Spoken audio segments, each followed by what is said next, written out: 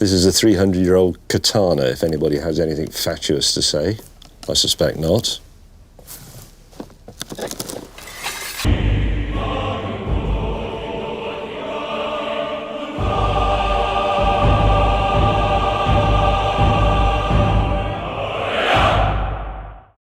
Now if you've watched my Paarthurnax video, you would know that I'm not the kindest to the Skyrim version of the Blades.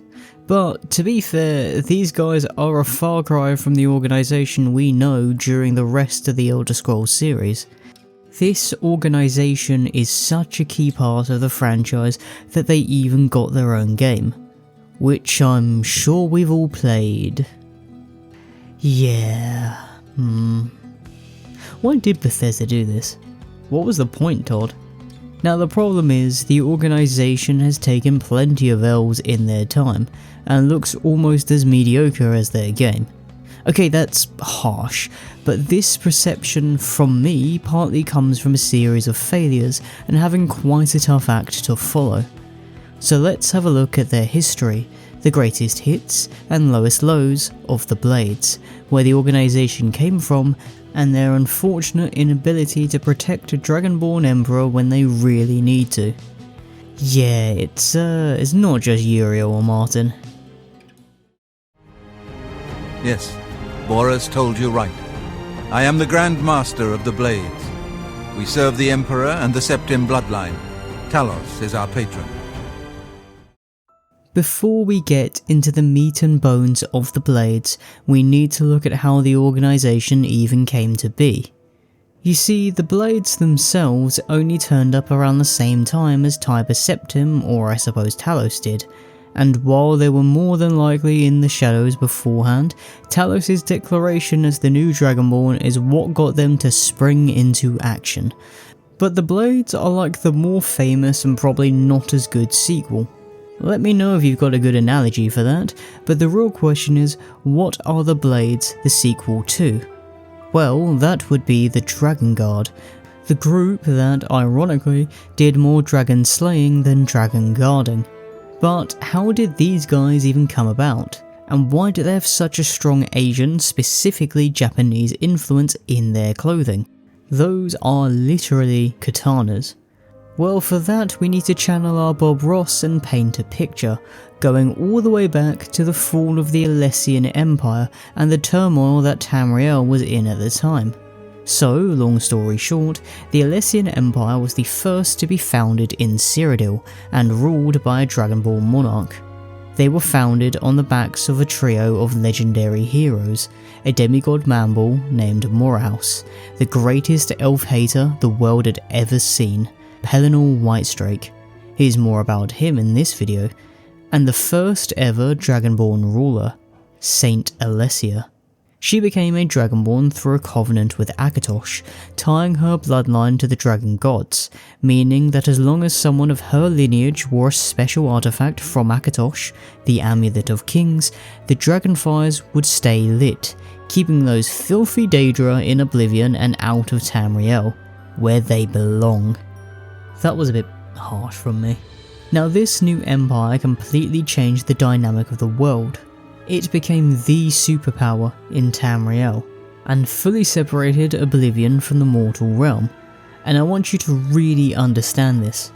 Before the Alessian Empire, there wasn't really ever a unified force in Tamriel with this much power, helped by Akatosh and the 8 Divines. But you might then be thinking, what does this have to do with the Blades? To that I'd say, let me cook here. We're still marinating the meat. So we have this super duper divine approved empire, but even this wasn't meant to last forever.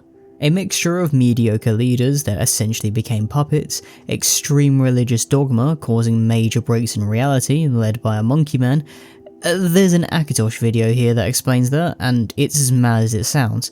And a plague that made COVID look like hay fever, the Alessian dynasty, and thus the empire, fell. The Amulet of Kings was lost, and a continent that was once strengthened by this empire beyond anything Tamriel had ever seen was in a state of turmoil.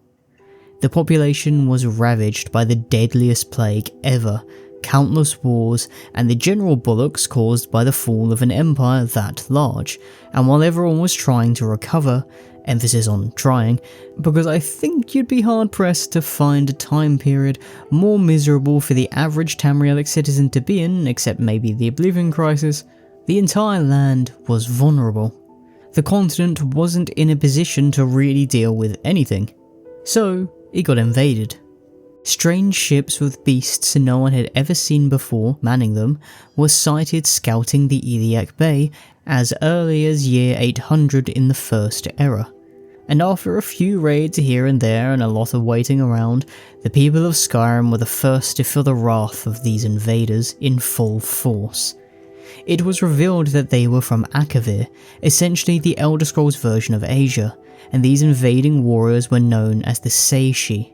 While we're not entirely sure how true this is, the Seishi were apparently snake folk, with golden scales, and were immortal. Now I'm going to assume that some of this is true, at least the snake looking part, purely on the basis that I think it's cool, and boy oh boy could these snake dudes fight. The Nords of Skyrim were battered, pushed south, and the Iliac Bay's population was halved for a third time. It is said that if Daggerfall hadn't been fortified and hardened through all the wars in the first 1,000 years of his existence, holding fast against the invaders, the Akaviri would rule the Iliac Bay to this day. Even Morrowind was getting licks, and without a central power like the Alessian Empire, it didn't seem like a lot could stop these snake weebs, especially after the fall of another empire and the plague that ruined the population. That was until a hero entered the picture, Reman Cyrodiil. Then it came again, this time more distinct, close, brilliant, the colour of hearth and dawn. Reman Cyrodiil is the single most important person in the Blade's history. They carved his face onto the door of Skyhaven Temple, and it all begins with him crashing into the picture to turn the tide. His origins are bizarre, with the most common story being that he was born in Sancra Tor to King Tor and the spirit of Saint Alassea, which, how does that work then? Now King Tor bit the bullet in the effort, and Reman was found by a shepherd who just so happened to have the Amulet of Kings. She slapped the thing in his forehead and took the baby right to the throne room of the White Gold Tower, where he apparently was completely uncontested. Now that's probably bollocks, but what you need to know is that Reman was born to be special and somehow had Alessia's blood, thus making him Dragonborn, exactly what was needed to get things back on track. So when he randomly appeared partway through the invasion, now as a Colovian warlord, he was able to rally the Colovians, Nibbanese and Nords to start pushing the Akaviri back. Aided by an alliance with the Dunmer of Morrowind and the stubborn defence of Daggerfall in High Rock, this alliance shoves the invading Akaviri into a final stand during the Battle of the Pale Pass. But rather than ending in the destruction of his enemies, this battle ends with a submission, with Reman being Dragonborn and demonstrating his powers, apparently by using his voice, which could either be the Thu'um or a massive version of the voice of the Emperor perk the Imperials get. The Akaviri abruptly changed their tune. They bent the knee and dedicated themselves to Reman Cyrodiil's side, stating that he was the one they had been looking for this whole time. And because of how effective this Seishi force was, Reman made them his elite guard, known as the Dragonguard. See, I told you we'd get there eventually. With the Nords, Colovian, Nibbanese and now these Akaviri at his side, Reman had an army to begin his conquests, and soon founded a second Cyrodiilic empire, now with an elite guard of scaly Chads. These guys were not only the precursors to the Blades, but they also sort of shared their inability to keep emperors alive. Well, I say share, but they were way worse than the Blades at keeping emperors alive. Way worse. But hey, at least they slew dragons. You do not even know our tongue, do you? Such arrogance, to dare take for yourself the name of Nova. Now you might have heard Delphine talk about the blades as dragon slayers, but when she says blades, she actually means the Dragonguard. She just doesn't drop the name nearly as much, if at all. For context, there are dragons in Akavir, but instead of them using their awesome power to rule the land, which was the case in Atmora and Skyrim, they found themselves getting decimated by the Seishi. According to the book Mysterious Akavir, the Seishi's main rivals back in Akavir are the Capotun, essentially tiger people, and after they ate all the men, they wanted to eat all the dragons, which put them into conflict with Tony the Tiger and his boys, whose leader was a dragon-tiger hybrid thing. The long and short of it is that the Seishi love fighting dragons, and with the Dragonborn, they can finally deal with them permanently, given the whole soul-eating trait the Dragonborn are known for.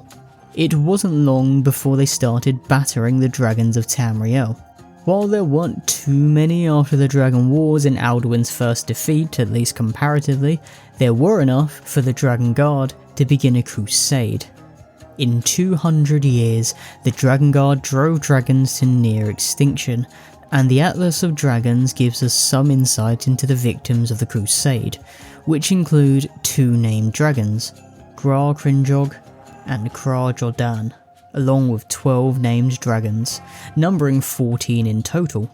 This atlas also named 4 living dragons, who managed to escape them, including Narfalar, a name I want you to remember for later, and Paarthurnax. The Dragonguard knew our boy Paarthurnax was chilling at the throat of the world, but could make no moves against him because of the Greybeards, yet the idea was to wait until they could exact justice on him, a grudge Delphine bears to this day, and unfortunately for them, the wait outlasted the Dragonguard themselves. Now, as effective as the Dragonguard were at fighting dragons, they weren't really as effective at actually keeping their bosses alive, as we've alluded to lightly. There's no denying the Dragonguard were deadly in a straight fight. They slew dragons, helped Reman Cyrodiil conquer Tamriel, and before all of this, they were giving the entire continent a mighty whooping. The problem is, while they were an effective army, they weren't all that effective as bodyguards. While Morrowind was initially part of Reman's alliance, the relationship between his dynasty and the Dunmer broke down, and this became the Achilles heel of the dynasty. While it's up for debate, some sources state that the Morag Tong, Morrowind's assassination guild, ended Reman Cyrodiil I's rule. They also came back to assassinate Reman III, the last of the Cyrodiil bloodline, and once the Seishi took over potentate Viziju She, he too was assassinated by the Morag Tong. Don't you worry though, his son, potentate Severian Shirak, bucked the trend by being assassinated by the Dark Brotherhood. Man, these lot need to get better security. Reman II was slain in a war against the Dunmer, known as the Fourscore War, so that terrible relationship with Morrowind really cost the dynasty. Now, to cut the Dragonguard some slack, they were officially disbanded after Reman III's death, so those two potentates' assassinations aren't on them. Still, the Dragonguard saw 3 rulers slain under their watch, 2 to assassins and 1 in battle, which doesn't sound too bad until you realise the Second Empire only has 7 rulers, 5 of which were emperors that the Dragonguard served. 2 out of 5 fell to assassins. That's a 40% assassination rate. For context, there have been 45 US presidents, and 4 have been assassinated, being around a 9% assassination rate. Still, these guys were never really bodyguards, beginning life as invaders and conquerors, so again we can cut them at least a little slack. And when they finally re-emerged with a new rebranding, they did so with bodyguarding as the #1 priority. But that comes with another question. How do we go from the Dragonguard to the Blades? You wonder to find me here? Discretion is our watchword. Only a few of us have the honor to serve publicly in the Imperial Guard. While the Dragonguard officially disbanded after Reman III got assassinated, they still worked in the shadows, kind of, during the rule of two potentates, then during the Interregnum, the violent period following the Second Cyrodiilic Empire's fall. While we don't know how exactly they went from the Dragonguard to the Blades during the Interregnum, there are some hints in ESO as to where the name could have come from and what could have happened. There's this dude, Sai Sahan, who led a sort of resurgence of the Dragonguard when dragons started popping up again. This Dragonguard specifically dealt in dragon slaying, although it does seem like they were keeping at least one eye out for the next Dragonborn. While Sai was busy with all of that, there was also this woman, the Drake of Blades. In the Interregnum, many members of the Dragonguard took on pseudonyms using Drake of. For example, there was also the Drake of Shields, and the Drake of Blades could be where the origin of the Blades' name comes from. Many of these Dragonguard members were known to protect the Ruby Throne, and ready it for when a Dragonborn reappeared, although there were quite a few pretenders making their own Dragonguard around this time to add false legitimacy to their claims. Because ESO takes place around 250 years before Tiber Septim's birth, there are a few holes that we don't have the information to fill. Although we do know that members of the Dragonguard went to pretty drastic measures to try to find the next Dragonborn. I will find him. I will reclaim what you have taken from us. I will find him. I will find him, Lara. I will find him! Those looking for the next Dragonborn were known to become vampires in the hopes of living long enough to see the job done, although this practice eventually died out. It may have taken a while, but after a long wait, they would find themselves under the employment of a petty king in the Clovian estates, a man named Cuthicane. Now Cuthicane had recently picked up a young general, making a lot of noise, both metaphorically and literally. Hjalti Earlybeard, also known as Talos, the Storm Crown. While Hjalti is more than likely his actual name, and check out the Talos video for context on that, we'll keep calling him Tiber Septim from here on out because it makes sense for this video and I don't really want to complicate things with lore that's not really required. Now after seeing all the shouting and crazy powers from Tiber, the remnants of the Dragonguard swore themselves to him instead of Cuthicane, and when Cuthicane got conveniently assassinated as he took the Ruby Throne, Septim took the crown as his successor, beginning the Septim dynasty and the Third Cyrodiilic Empire as we know it. Now the Blades were formed with a different mentality from the Dragonguard. I've always seen the Dragonguard as an elite battalion, almost a private army for the Emperor, who went around hunting dragons and being the vanguard for his conquests, but it was clear that bodyguarding was high on the list of priorities from the start, with the Blades. While the true culprit behind Cuthicane's assassinations is up for debate, and my previously mentioned Talos video explains all of that, as far as the wider public was concerned, the new emperor was immediately shanked, and his successor suffered a near fatal injury, a cut to his throat that prevented him from using the Thu'um. It then makes sense that, when the Blades were in a place of prominence again, security would be their priority, and that came with an espionage and intel focus. This way they could stop assassination attempts before they even left the ground. Unfortunately, the Blades had mixed results throughout their history. But in your face I behold the sun's companion. The dawn of Akatosh's bright glory may banish the coming darkness. The biggest red flag against the Blades is essentially the Oblivion Crisis. Despite being directly under their watch, the Mythic Dawn had managed to assassinate the Emperor, Uriel Septim VII, and all his known heirs, with an unknown one needing to take the reins, and this failure to keep any of these guys alive essentially led to the Oblivion Crisis. It was sheer dumb luck that Uriel Septim just so happened to sleep around, and that Martin just so happened to be in Cyrodiil at the time. Now this might be harsh, considering that they had to deal with an actual Daedric prince, but intel, espionage and bodyguarding are what the Blades are meant to be about, and they got outdone all 3 fronts here. It's pretty rough. I don't blame them for Martin's death though. Maren's Dagon showed up. What are you supposed to do at that point?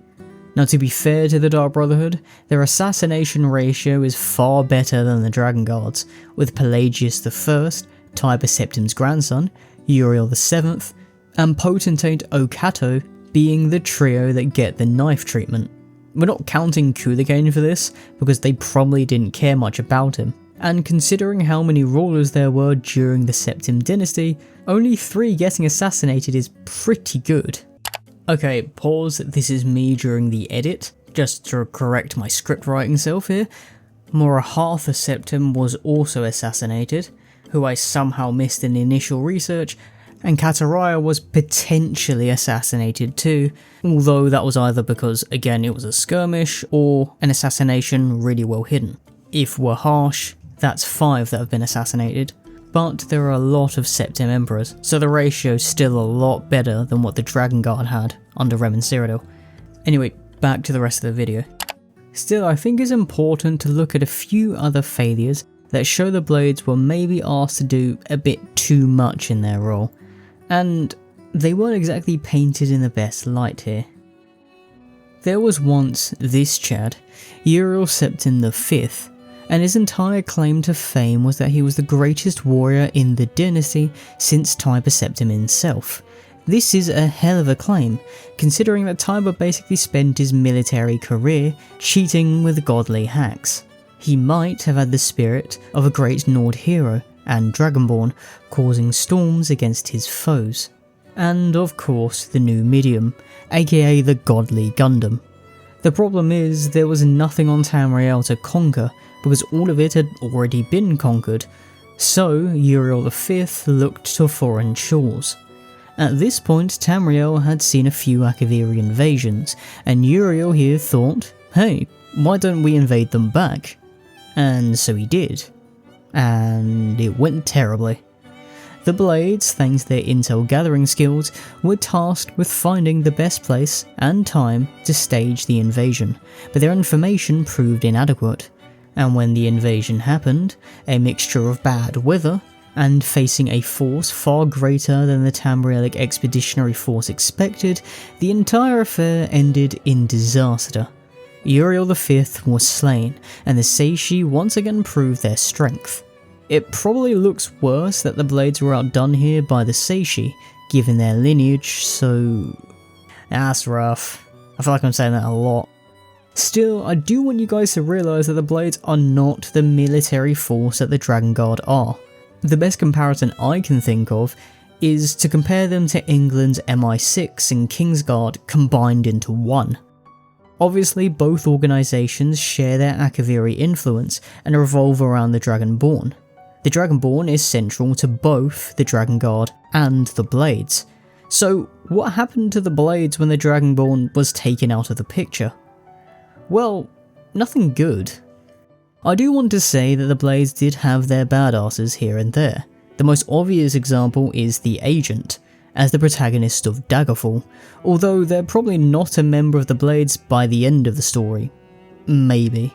There's about a million endings for that game, but it doesn't really matter how many great heroes an organisation has when they have no purpose and are left out to dry.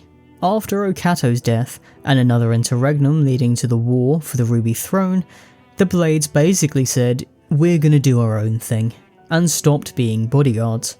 When Titus Mede I took over, the Chad, he established the Penitus Oculatus as his royal guard, and it seems like the Blades remained with their MI6 role, but not their Kingsguard one. They also lost a bit of influence from here on, and when the Thalmor grew in power, there wasn't a lot the Blades could do except lose more outposts and members. It does seem like the Blades were outdone and blindsided by the Thalmor. Now it's assumed that the members of the Blades contributed to the Great War in some capacity, but after its conclusion with the White Gold Concordat and a peace treaty, the Blades were outlawed, and by outlawed I mean they practically got witch hunted. We see this in the Blades game, at least I think that's the premise. I don't really know, I haven't played the game. Have you played the game? I don't know anyone who's played the game. Anyway, this led to many of the old Akaviri temples getting abandoned, and the Blades went into hiding without much hope of a comeback. You see, the Amulet of Kings was shattered, and the covenant with Akatosh had ended, meaning it wasn't a guarantee that another Dragonborn would emerge, because what would be the point of them? No one saw Alduin's emergence coming. Esbern didn't think there would be another Dragonborn until we're literally standing in front of him, staring him in the face. But speaking of us, what about us? What about the Blades that we inherit? Well, they don't seem to get away from the failures of their legacy, and yet they spit in that legacy's face. Oh yeah, it's time for the Delphine hate farming part of this video. The World Eater wakes, and the wheel turns upon the last Dragonborn. Before we start spitting hate on Delphine, let's give her flowers. She is a dangerous and competent agent, that much is very clear, and her ability to dodge the Thalmor should be commended. She's handy in a fight, has great connections in intel, and is great at hiding in plain sight, but she's a terrible leader. All the things that make her a great agent are ruined by an obsession that doesn't really make any sense. She hates the Thalmor, fair enough, join the club, we got plenty of members, but she also despises dragons to a stupid degree, which is weird, because she's nowhere near old enough to have seen them before the events of Skyrim. I made the distinction before that the Blades are agent bodyguards, and the Dragonguard are elite warriors and dragon slayers. Delphine, in terms of her skill set, is a great agent, so I don't really understand why she wants to be an overzealous dragon slayer. She distinctly tries to bring back the Blades, not the Dragonguard in her own words, but she wants the new organisation to revolve around dragon slaying, something the Blades never really got to do, nor are they really built to do. She is a good example of this. Her skill sets don't really make her a good dragon slayer. She's all about finding intel and sneaking around, but when it comes to actually fighting a dragon, no amount of sneaking around really helps. Sure, she's handy in a fight and can hold her own against the dragon, but she's a 50-something-year-old woman whose main asset to us is information, something that the Blades are traditionally good at. We don't need bodyguards. In lore, there aren't many things in the world that can stop the last Dragonborn. I mean, let's be honest, Lydia's more of a pack mule than a bodyguard. And it feels like the Blades, under Delphine specifically, are in a bit of an identity crisis. It feels like they're in the same spot that the Dragonguard were in during the interregnum, between Reman and Tiber's empires, but not enough time has passed for them to work out how they should rebrand, for lack of a better term. One fundamental truth is that they should follow the Dragonborn and almost conform their needs to them. They became warriors and dragon hunters because there were dragons about, and Reman needed an elite unit to conquer as much as he humanly could. Tiber did most of the fighting with his voice and the new medium, but with an apparent assassination attempt just before his crowning, and with needing better intel giving him an edge extra swords wouldn't, the Blades shifted to becoming those MI6 bodyguards I mentioned. So why won't Delphine and her crew conform to us? Delphine orders us around a lot, which is necessary for the quest structure, but defeats the purpose of the Blades' identity as the Dragonborn's most faithful allies. That's already a red flag, but she is obsessed with this idea that the Blades should be a guild of dragon slayers, rather than the Dragonborn's allies. This could and probably should still be part of their duties, but it also makes her version of the Blades too one-dimensional, and this one-dimensional outlook puts them at odds with the Dragonborn's interests. For one example, it puts them at odds with the Greybeards, who are probably a bit too passive most of the time, but are the premier source of information around the Thu'um. It also means that Paarthurnax is enemy number one for them, which fundamentally doesn't make a lot of sense, since even the Dragonguard accepted dragons that aided them against their own kind, which is what Paarthurnax is doing. If you cast your mind back to when I mentioned the Atlas of Dragons, you'll remember the name Narfalar. He is also known as Narfilargus. I think that's right. God, that's a tongue twister. We'll stick with Narfalar. Now, Narfalar saw the Dragonguard going absolutely ham on his kind and decided to ally himself with them. which they accepted when he gave them a dragon horn. These are special weapons against the dragons. While they are typically fragile, Narfalar's was indestructible, and he gave it to a Khajiit Dragonguard member called Jadari, leading to the horn being called the Horn of Jadari.